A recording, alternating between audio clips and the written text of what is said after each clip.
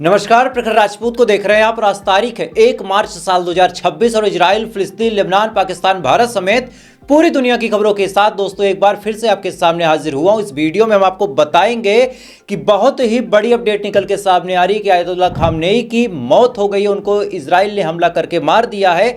और इस खबर में कितनी सच्चाई है और ये खबर कहां से उठी, क्या कुछ हुआ, इसके बारे में दोस्तों हम आपको डिटेल बताएंगे। और साथ ही अब अगर आयतुल्लाह खामनेई और उनके बेटे और उनकी बेटी दामाद की मौत हो चुकी है तो क्या ईरान की लीडरशिप कमजोर हो जाएगी या फिर ईरान उसी हिसाब से हमला करता रहेगा जिस हिसाब से ईरान इस समय हमला कर रहा है, इसके बारे में भी हम आपसे डिटेल में एनालिसिस करेंगे। और साथ ही इस वीडियो में आपको यह भी बताएंगे कि क्या डोनाल्ड ट्रंप ने हमला करके इजराइल का साथ देके या फिर ईरान को दहला के बहुत बड़ी गलती कर दी है। क्या डोनाल्ड ट्रंप अपने ही बुने जाल में फंस गए हैं या फिर कहानी कुछ और है, इसके बारे में हम डिटेल में एनालिसिस करेंगे। और साथ ही इस समय चाइना के खतरनाक हथियार कैसे ईरान की मदद करने के लिए पहुंच रहे हैं और इसके बारे में क्या कुछ बड़ी अपडेट निकल के सामने आई है, इसके बारे में भी हम आपको डिटेल बताएंगे। यानी यकीन मानिए दोस्तों, आज की खबर बहुत ज़्यादा अहम होने वाली है, बहुत ज़्यादा इंपॉर्टेंट होने वाली है। इस वजह से वीडियो को लास्ट तक जरूर देखिएगा।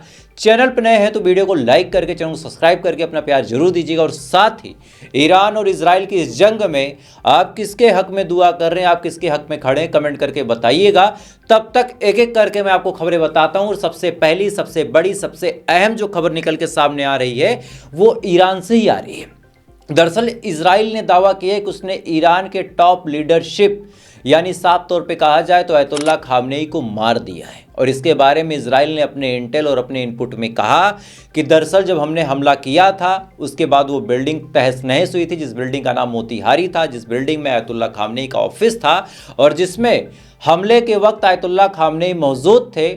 हमने जब हमला किया वो बिल्डिंग गिर गई तो फौरन आयतुल्लाह खामनेई को बचाने के लिए वहाँ पे लोग भागते हैं। भागने के बाद उस मलबे को हटाते हैं और हटाने के बाद जब उस मलबे से आयतुल्लाह खामनेई की बॉडी को निकालते हैं तो हमने उस बॉडी की ड्रोन से फुटेज बरामद की है। और इस फुटेज के हिसाब से ही इन्होंने यानी आईडीएफ, इजरायली डिफेंस फोर्स ने बेंजामिन नेतन्याहू यानी इजराइल के प्रधानमंत्री को यह जानकारी दी कि खामनेई मारे जा चुके। और इसी के जस्ट बाद खामनेई के बारे में प्रेस कॉन्फ्रेंस करते हुए जो बेंजामिन नेतन्याहू उन्होंने साफ तौर पे कहा कि इजराइल के जो सबसे बड़े दुश्मन यानी ईरान के सुप्रीम लीडर थे उनको हटा दिया गया। यानी साफ तौर पे मौत के बारे में तो नहीं बोला, लेकिन ये लाइन जरूर बोली कि उनको हटा दिया गया। और साथ ही बीबीसी का एक इंटरव्यू चल रहा था इसी बीच, जब जंग शुरू हुई थी, शुरुआत के 3-4 घंटे बाद ही बीबीसी का इंटरव्यू लिया गया था।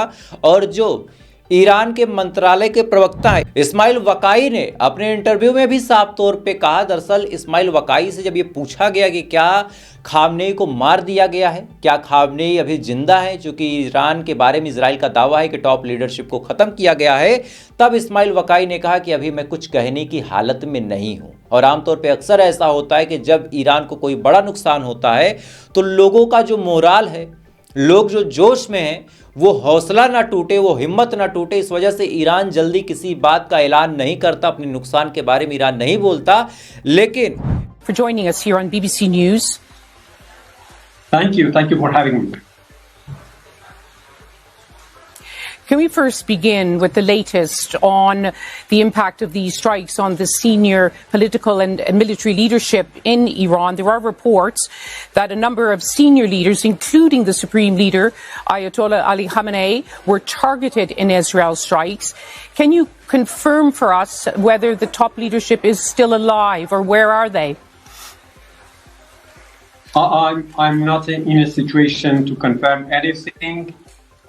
The point is that our people are, the whole system, the whole nation is focused on defending our national integrity, on our sovereignty and territorial integrity. So what we are doing right now is to defend with all force against this unprovoked act of aggression by Israel and by Americans. अब इस्माइल वकाई का ये कहना कि मैं clear नहीं बता सकता हूं। और साथ ही राजा ग्राफी भाई जो कि एक बहुत बड़े यूट्यूबर है, जिनके बारे में हम भी जानते हैं, आप भी जानते हैं, जो मिडिल ईस्ट की खबरों को बहुत तेजी के साथ कवर करते हैं, उन्होंने एक वीडियो बना के भेजा है और वो वीडियो अभी तक शायद यूट्यूब पे उन्होंने अपलोड नहीं की। वो वीडियो मेरे पास आई है और उस वीडियो में राजा ग्राफी भी रोते हुए नजर आए और रोते हुए राजा ग्राफी ने इस बारे में बताया है कि उनके अपने इंटेल के हिसाब से ये खबर निकल के सामने आई है कि सुप्रीम लीडर आयतुल्लाह खामनेई को शहीद कर दिया गया है।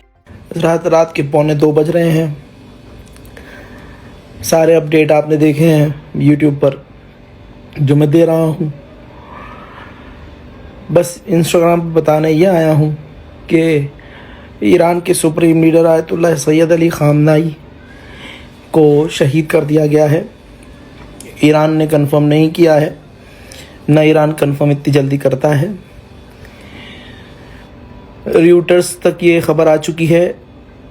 नेतन्याहू को आईडीएफ ने खामनेई के घर पर हमला करने के बाद उनकी जो डेड बॉडी है उनकी वीडियो ड्रोन से रिकॉर्ड करके दिखाई थी, जिसके बाद इजराइल ने कंफर्म किया।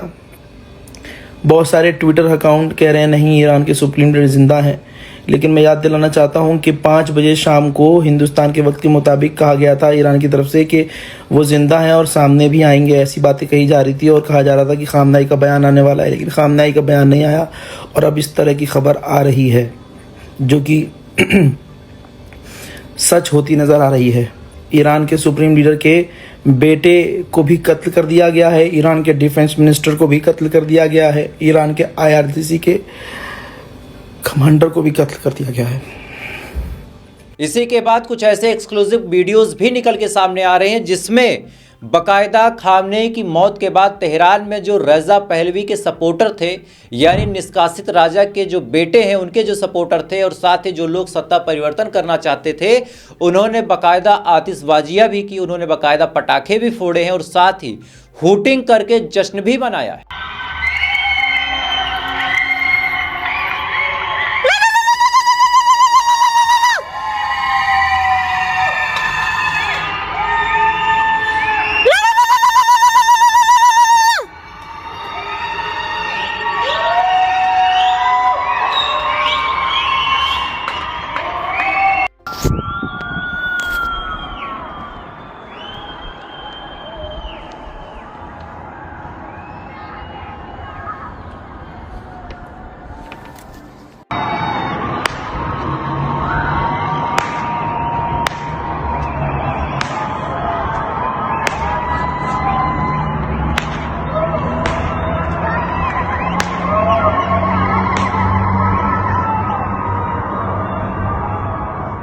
इस वीडियो में भी आप साफ तौर पे दोस्तों देख सकते हैं कि जो लोग सुप्रीम लीडर को पसंद नहीं करते थे, जो लोग इस्लामिक रिजीम को गिराना चाहते थे, वो तमाम लोग ईरान के अंदर जश्न मना रहे हैं। और इसी बीच एक और सबसे अहम बात ये, सबसे इंपॉर्टेंट बात दोस्तों ये है कि कहा गया था हमले के बाद कि सुप्रीम लीडर आयतुल्लाह खामनेई सुरक्षित हैं, सेफ हैं और उनका प्रेस कॉन्फ्रेंस होने वाला है, अपनी आवाम से वो बातचीत करने वाले हैं। लेकिन ये ऐलान 5 बजे किया गया था, लेकिन इसके बाद से अभी तक ना ही सुप्रीम लीडर का कोई प्रेस कॉन्फ्रेंस आया है और ना ही सुप्रीम लीडर के जिंदा होने की कोई तस्वीरें भी निकल के सामने आई। और साथ ही रिपोर्ट तो यहाँ तक दावा करती हैं कि सुप्रीम लीडर के साथ साथ उनके बेटे को भी मार दिया गया है। इवन सुप्रीम लीडर की बेटी और दामाद को भी मारने का, कत्ल करने का काम इजराइल ने किया है और बाकायदा बेंजामिन नेतन्याहू ही इसके बारे में जानकारी दे रहा है। और साथ ही इजराइल ने, यानी इजरायली डिफेंस फोर्स ने, अगर साफ तौर पर कहा जाए तो उसने एक लिस्ट निकाली है तस्वीरों के साथ कि कितने लोगों को मारने का काम इस समय इजराइल ने ईरान के अंदर किया है। लेकिन अब बड़ा सवाल ये है,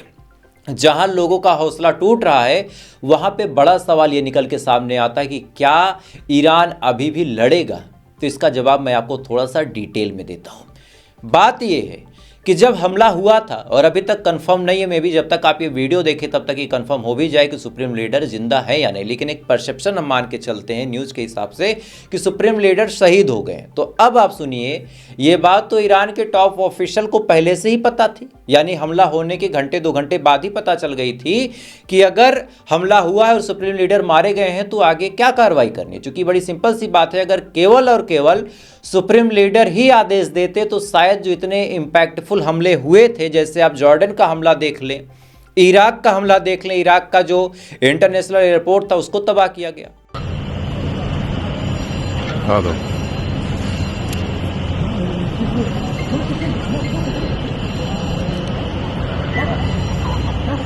ايه الو ابشر اه حجي يعطيك العافيه. هلا ابوي. بس طاحت هني ما في حريق بس دخان ها. درون شفتها شايفها بس اقصد ما في حريق بس. لا بس ضربت بالتليفون. انا شفتها انا كنت بالساعه. انا كنت انا بسرداب يمي ضربت. بس في اصابات في احد صاب شيء. لا ما. الو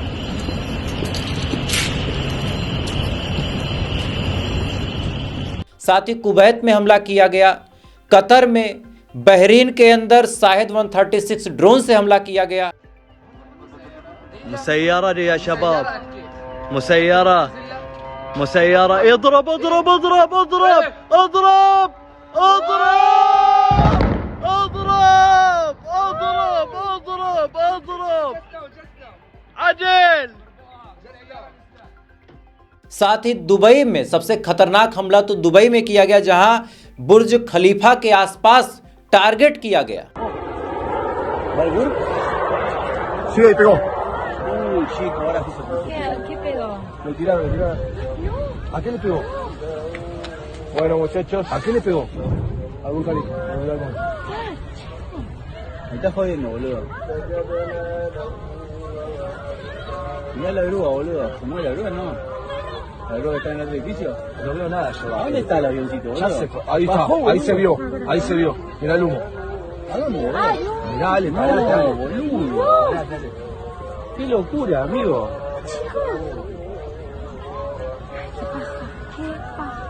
No, mamá. No, और साथ ही बहरीन की एक ऊंची सी इमारत को भी ड्रोन से टारगेट किया गया, और उसका भी एक्सक्लूसिव वीडियो देखें आप।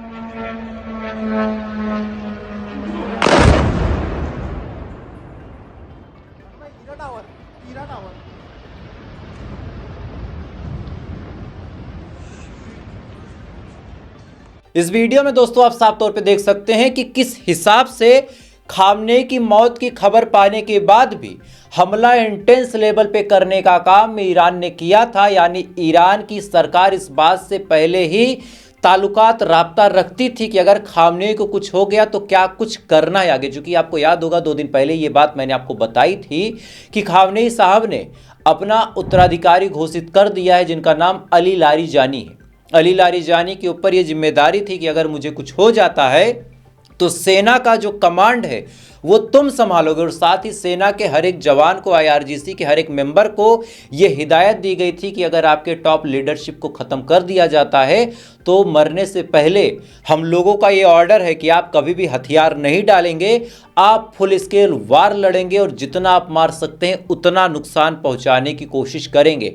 और यही सेम काम इस समय IRGC कर रहा है। लेटेस्ट अपडेट दोस्तों निकल के सामने आई है कि जेनिन एक इलाका है इस समय इजराइल के अंदर, और जेनिन के ऊपर बड़ा हमला किया है ईरान ने, और इस हमले में जेनिन को ठीक ठाक नुकसान पहुंचा है।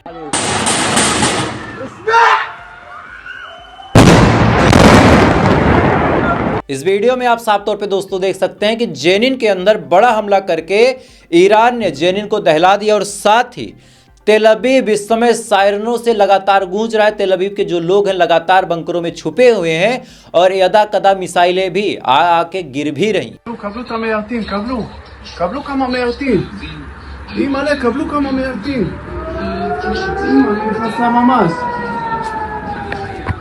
इधर सबसे बड़ी टेंशन की बात दोस्तों अमेरिका के लिए, चूंकि अमेरिका इस जंग में कूद के फंस चुका है, बहुत बुरी तरीके से फंस चुका है। द न्यूयॉर्क टाइम की रिपोर्ट आप उठा लें, द टाइम्स ऑफ इजराइल की रिपोर्ट आप उठा लें, साथ ही र्यूटर्स की अगर आप रिपोर्ट उठा के दिखा दें तो आपको एक बात पता चल जाएगी कि इस समय अमेरिका बहुत बुरी तरीके से फंस चुका है। चूंकि अमेरिका जो है उससे लगा था कि 1-2 दिन तक हम जंग करेंगे, और साथ ही इजराइल और अमेरिका का जो प्लान था कि अगर हम बहुत प्रीसियस अटैक करते हैं, यानी कि एकदम सटीक अटैक करते हैं, और इसमें ये कामयाब भी रह चुकी। इन्होंने खामनेई को शहीद किया, टॉप लीडरशिप को मारा, लेकिन इन्हें इस बात का अंदाज़ा ही नहीं था कि खामनेई के मरने के बाद भी जो ईरान है वो इतना इम्पैक्टफुल हमला करेगा।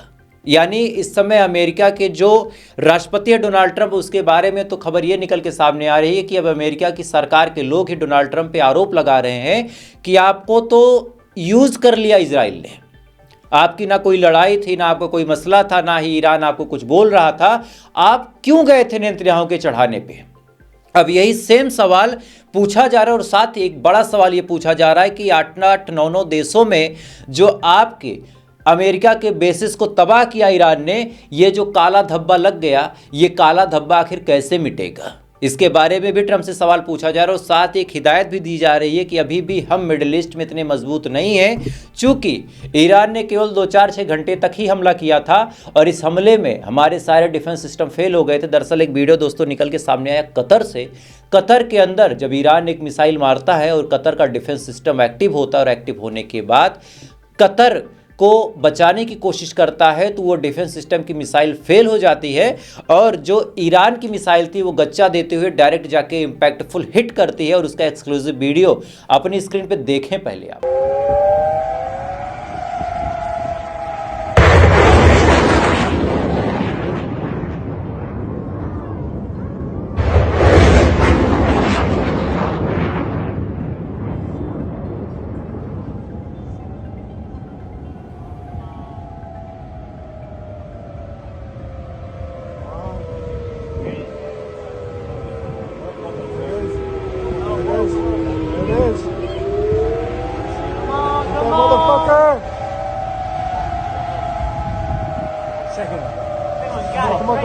Come on.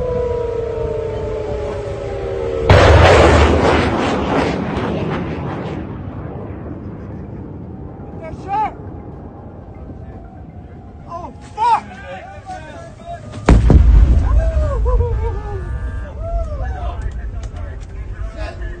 Damn!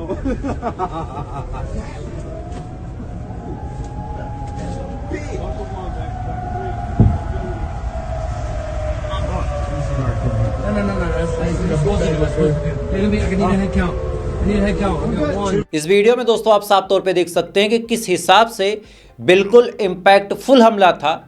मिसाइलें जब दागी गई ईरान द्वारा तो कतर में जो अमेरिका के थर्ड डिफेंस सिस्टम और साथ ही पेट्रियट डिफेंस सिस्टम तैनात हैं, उन्होंने इंटरसेप्ट करने की कोशिश की, उन्होंने रोकने की कोशिश की, लेकिन वो नाकामयाब रहे। और यहीं से एक बड़ा मैसेज ये जाता है अमेरिका के लोगों के पास कि अभी भी हमारी तैयारी इतनी मजबूत नहीं है मिडिल ईस्ट के अंदर, और साथ ही ईरान की जो मिसाइलें हैं वो इतनी पावरफुल आज भी हैं और आने वाले टाइम में तो दोस्तों और भी पावरफुल हो जाएंगी। भले ही आज खामनेई है नहीं, उससे कोई खास फर्क नहीं पड़ता, जो कि खामनेई जाते हुए भी अपने उत्तराधिकारी को फाइनल करके गए थे कि मेरे बाद मेरा पूरा सिस्टम कौन संभालेगा। तो ये जो बाईपास किया इस मिसाइल ने, इसके बाद सीधा सीधा डोनाल्ड ट्रंप के ऊपर एक उंगली उठ रही है कि भाई साहब आप उड़ता तीर पकड़ने क्यों जा रहे हो। और इसी बीच अमेरिका ने फिर से अपना हिकनापन दिखाते हुए एक वीडियो रिलीज़ किया और इस वीडियो में इन्होंने दिखाया कि कैसे इन्होंने ईरान को टारगेट किया। थोड़ा सा वीडियो देखिए आप।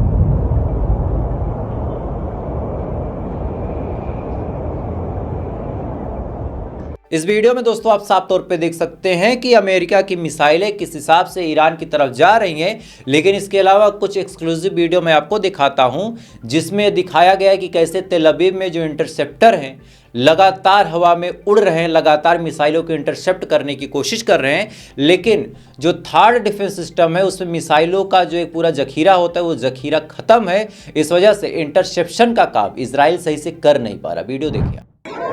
הנה, הנה החץ.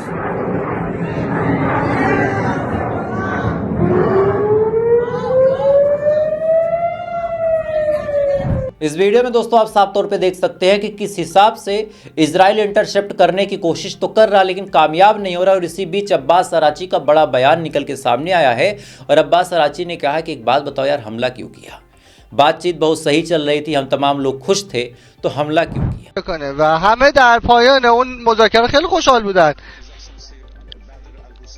همینجور که شما دیدین وزیر خارجه عمان بدر بوسعیدی که میانجی بین ماست توییت زد و در مورد صحبت کرد و قبل از اون اشاره کرد که هر دو طرف مذاکرات خیلی شاد و خوشحال بودن و نظاکر خوب بود.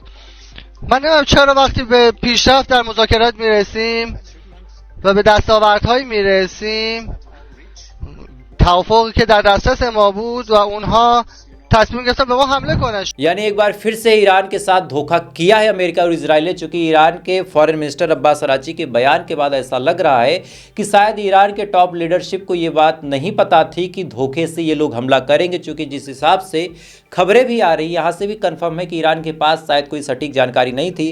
चूंकि अगर दोस्तों सटीक जानकारी होती तो खामनेई अपने बंकर में होते, ना कि अपने ऑफिस में। ये एक बड़ा मसला है और साथ ही इंटरसेप्टर कोई काम नहीं आए। हालांकि खबर ये आ रही है कि अब चाइना ने DF-17 और HQ-16 जो डिफेंस सिस्टम और मिसाइल सिस्टम है उसको दे दिया है, लेकिन अब थोड़ा सा ऐसा लगता है कि लेट हो गया, क्योंकि खामनेई की मौत ईरान के लिए बहुत बड़ा झटका है। साथ ही ऐसे मौके की तलाश में रेजा पहलवी जैसे लोग भी होते हैं जो चाहते हैं कि खामनेई जब कुर्सी से जाए तो सबसे पहले कुर्सी पे हम बैठे। तो एक तरह से ईरान में गृहयुद्ध जैसी स्थिति भी बनती नजर आ रही है। लेकिन हाँ, एक और वीडियो आपको दिखाता हूँ कि किस हिसाब से तेहरान के लोग खामनेई के सपोर्ट में रैलियां कर रहे हैं इस हमले के दौरान भी, और इससे पता चलता है कि ईरान के लोगों का जो जिगरा है काफ़ी मजबूत है। वीडियो देखिए। माशाल्लाह माशाल्लाह माशाल्लाह माशाल्लाह मिल्लत ईरान همشون حزب الله هست فإن حزب الله هم غالبون माशाल्लाह माशाल्लाह। इस वीडियो में दोस्तों आप साफ तौर पे देख सकते हैं कि किस हिसाब से तेहरान की सड़कों पे लोग घूम रहे हैं जैसे इनको कोई खतरा ही नहीं है, और शायद यही होती है जज्बे की ताकत। खैर, खामनेई के साथ क्या हुआ क्या नहीं हुआ, इजराइल का क्या बयान है, ट्रंप का अगला क्या एक्शन होगा, ईरान कितना रिएक्ट करेगा, इसके बारे में अगली वीडियो में आपको डिटेल बताऊंगा। इस वजह से अगली वीडियो आप जरूर देखिएगा। बाकी चैनल पर नए हैं तो वीडियो को लाइक कर लीजिए, चैनल को सब्सक्राइब जरूर कर लीजिए और अपने दोस्तों से भी शेयर कीजिएगा, क्योंकि ये बहुत इंपॉर्टेंट खबर है। बाकी थोड़ी देर बाद आपसे फिर मुलाकात होगी ऐसी किसी खबर के साथ। अब तक आप अच्छे रहे, खुश रहें, ऊपर वाला आपकी हिफाजत करे।